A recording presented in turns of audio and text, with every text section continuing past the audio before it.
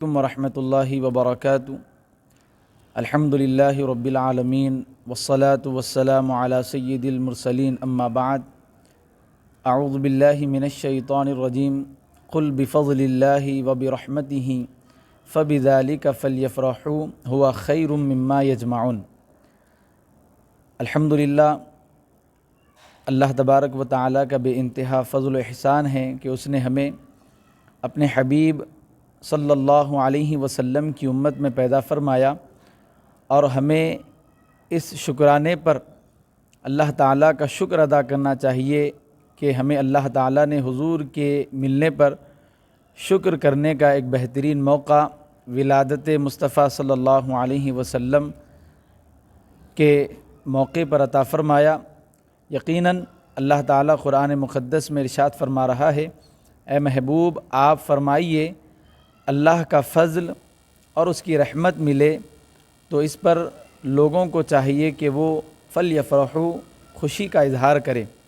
ہوا خیر مما یجمعون، یہ اس سے بہتر ہے جو کچھ یہ جمع کر کے رکھتے ہیں۔ تو اس آیت شریفہ سے ہمیں معلوم ہوا کہ اللہ کا فضل اور اس کی رحمت ملے تو اس پر خوشی منانا چاہیے۔ اب یہاں پر فضل اور رحمت یہ عام بیان کیا جا رہا ہے، یعنی جو بھی فضل اللہ کا ملے اس پر امت کو چاہیے کہ وہ اللہ کا شکر ادا کرے اور بطور فرحت اللہ کا شکر ادا کرے، اور نہ یہاں پر کسی شے کی قید لگائی گئی۔ البتہ شریعت مطہرہ جس چیز کی اجازت دیتی ہے، شریعت کا لحاظ رکھتے ہوئے اس کے حدود کو پامال کیے بغیر خوشی اور مسرت کی جانی چاہیے۔ اور نعمتوں میں سب سے بڑی نعمت یقیناً پیارے آقا علیہ الصلاۃ والسلام کی ذات ہے۔ حضور پاک علیہ السلام کی ذات اللہ کا فضل نہیں بلکہ فضل عظیم ہے، اور حضور رحمت نہیں بلکہ تمام رحمتوں کی اصل حضور پاک علیہ السلام کی ذات ہے۔ چنانچہ ایک حدیث پاک میں حضور نے خود فرمایا صحابہ کرام سے مخاطب ہو کر، اے صحابہ جانتے ہو یہ جو اللہ فرما رہا ہے کہ اللہ کی جو ہے رحمت سب سے وسیع ہے، تو جانتے ہو وہ اللہ کی رحمت کون ہے؟ پھر فرمایا حضور نے، اللہ کی رحمت میں ہوں، یعنی محمد صلی اللہ علیہ وسلم۔ تو یہ اللہ کا فضل اور اللہ کی نعمت ملنے کا دن 12 ربیع النور شریف ہے، اور اس پر امت کا اجماع ہے۔ حضور پاک علیہ السلام کی ولادت باسعادت 12 کو ہوئی، اور اس سال الحمدللہ ہمارے لیے ایک خوش آئین بات ہے کہ آقا کریم علیہ السلام کی ولادت کو 1500 سال الحمدللہ مکمل ہونے والے ہیں۔ حضور پاک علیہ السلام کی ولادت کے یہ 1500 سال یہ یقیناً ہمارے لیے جو ہے برکت اور رحمت کا ذریعہ ہے۔ 1400 سالہ ولادت ہم نہیں دیکھ سکے، 1500 سالہ دیکھیں گے، یہ ہماری زندگی کا کوئی بھروسہ نہیں ہے۔ تو 1500 سالہ یہ اللہ کی طرف سے نعمت ہے، اس پر جو خوشی اور مسرت کا اظہار کریے، لیکن اس شریعت کو جو ہے پامال مت کریے۔ جیسا کہ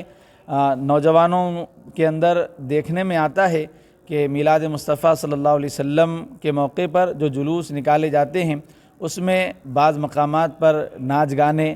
بعض مقامات پر جو ہے بیہودہ قسم کے نعرے، بعض مقامات پر جو ہے ڈی جے لگا کر جو ہے ناچ گانا تک کیا جا رہا ہے۔ دیکھیے یہ کیسا غنیمت کا موقع ہے، یہ اللہ کی بارگاہ میں اللہ سے اس کے جو ہے فضل کو طلب کرنے کا موقع ہے، اپنے ایمان کی سلامتی کی دعائیں کرنے کا موقع ہے۔ آپ دیکھیے حضور پاک علیہ السلام نے بڑے خوشی کے موقعوں پر ہماری کیسی تربیت فرمائی۔ اسلام سنجیدہ مذہب ہے، اتنا پیارا مذہب ہے، حضور نے فرمایا جب تم عید کے موقع پر عیدگاہ جاؤ تو اللہ کا ذکر کرتے ہوئے جاؤ، یہ حضور کی تعلیمات میں سے۔ تو خاص طور پر یہ عید جو اسے یوم ولادت مصطفیٰ صلی اللہ علیہ وسلم کے موقع پر منایا جاتا ہے، جسے عید الاعیاد کہا گیا ہمارے اسلاف نے، اور تمام بزرگوں نے اس عید کو بطور خوشی منایا ہے۔ الحمدللہ حضرت عبدالحق محدث دہلوی رحمۃ اللہ تعالی علیہ ہوں، یا ہمارے دکن کے مجدد حضرت شیخ الاسلام امام محمد انوار اللہ فاروقی رحمۃ اللہ تعالی علیہ ہوں، آپ خود اپنی تحریر میں لکھتے ہیں کہ زمانہ قدیم سے مکۃ المکرمہ میں 12 ربیع الاول کو رسول اللہ صلی اللہ علیہ وسلم کی ولادت کی خوشی منائی جاتی، اور جو ہے ایک بہترین ذوق سے شوق سے ایک نورانی قافلہ مکے سے حضور پاک علیہ الصلاۃ والسلام کی ولادت گاہ جو آج لائبریری بنی ہوئی ہے وہاں تک ایک جلوس نکالا جاتا تھا، اور الحمدللہ باضابطہ مکہ مکرمہ میں 12 ربیع النور شریف کو خطیب مکہ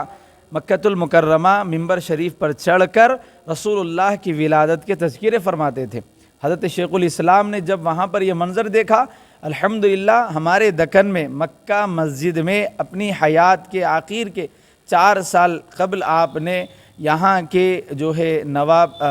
جو بھی یہاں کے نواب تھے ان کو ترغیب دلائی، اور الحمدللہ آپ نے مکہ مسجد حیدرآباد میں اس خطبے کا آغاز فرمایا جو آج تک مسلسل جاری اور ساری ہے۔ اللہ کا فضل ہے الحمدللہ۔ تو اس کے خوشی کے اظہار کے بہت سے طریقے ہیں، اپنے علاقوں کو سجائیے تاکہ دنیا کو پتہ چلے یہ سجاوٹ کیوں ہے، تو ہم کہہ سکیں کہ یہ ہمارے آقا علیہ السلام کی ولادت کی تاریخ آنے والی ہے، تو اس خوشی میں ہم جو ہے یہ لائٹیں لگا رہے ہیں۔ لوگوں کو کھانا کھلائیے، اگر کوئی پوچھے تو بتائیں کہ حضور کی ولادت کی خوشی میں کھلا رہے ہیں، کیونکہ رسول اللہ نے کھانا کھلانے کو اسلام کہا ہے۔ لوگوں کو جو ہے آپ مدد کریے، بے روزگاروں کو روزگاری دیجیے، اور خاص طور پر جو قیدی حضرات جو جیلوں میں پھنسے ہوئے ہیں، چھوٹے چھوٹے چالنوں سے ان کو جو ہے رہا کیا جا سکتا ہے۔ رسول اللہ کی ولادت کے موقع پہ حضور نے فرمایا کہ غلاموں کو آزاد کرو، تو آج تو خیر غلامی کا آزاد نہیں ہے، لیکن یہ جو مقید قیدی حضرات ہے جو اپنی زندگی میں ایک سدھار لانا چاہتے ہیں، اپنی تبدیلی لانا چاہتے ہیں، ایک بہترین موقع اللہ آپ کو دے رہا ہے۔ تھوڑے جو بھی ان کے اخراجات ہیں، آپ 2 قیدیوں کو چھڑا سکتے ہیں، 1 قیدی کو چھڑا سکتے ہیں، یا 4 لوگ مل کے 1 قیدی کو چھڑا سکتے ہیں۔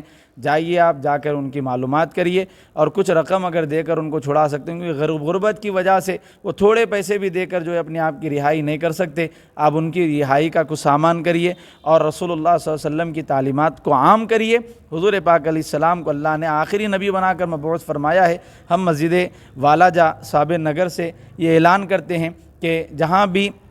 جلوس نکالنے کا جب بھی وقت آئے تو آداب کو ملحوظ رکھے، اپنے سروں پر اماموں کو سجائے، امامے نہیں سجائیں گئے کم از کم ٹوپی پہنے، اور خاص طور پر ادب کو ملحوظ رکھتے ہوئے زبان پر پیارے آقا علیہ الصلاۃ والسلام پر درود و سلام کے نذرانے پیش کرتے ہوئے باادب حاضری دیجیے۔ اگر آپ سے ادب نہیں ہو سکتا، آپ گھر میں ہی رہیے، آپ کو جلوس میں جانا کوئی لازم نہیں ہے۔ آپ جلوس میں جا کے اگر وہاں کی فضائیں خراب کر رہے ہیں تو پھر آپ جو ہے ثواب کی بجائے وبال اپنے اوپر ڈال لیں گے۔ تو میں پھر ایک مرتبہ آپ تمام سے گزارش کروں گا، آداب کو ملحوظ رکھیں۔